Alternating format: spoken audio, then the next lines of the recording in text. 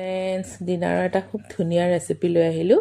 কেঁচা মাকৈ কুমলীয়া এনেদৰে মই অলপ কাটি ল'লোঁ আৰু ইফালে বিন আৰু গাজৰখিনিও ৰেডি কৰি ল'লোঁ। লগতে পিঁয়াজ আৰু জলকীয়া মিহি মিহিকৈ কাটি ল'লোঁ।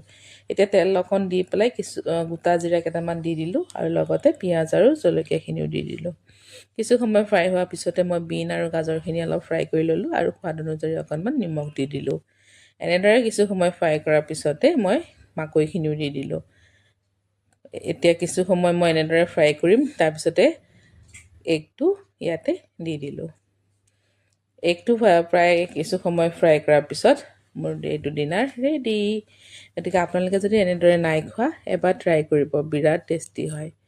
মই খাবলৈ ল'লোঁ, খাই চাইছোঁ যে বিৰাটেই টেষ্টি হৈছে আৰু এনেধৰণৰ ডিনাৰ শৰীৰৰ বাবেও ভাল। আৰু আপোনালোকে সকলোৱে জানে মাকৈটো বহুত পুষ্টিকৰ খাদ্য। আৰু মই লগতে এখন ব্ৰেড ল'লোঁ, তাতে অকণমান ক্ৰীম দি লগালোঁ। গতিকে মই ডিনাৰটো এনেদৰেই খালোঁ। কেনে লাগিল আপোনালোকে জনাব।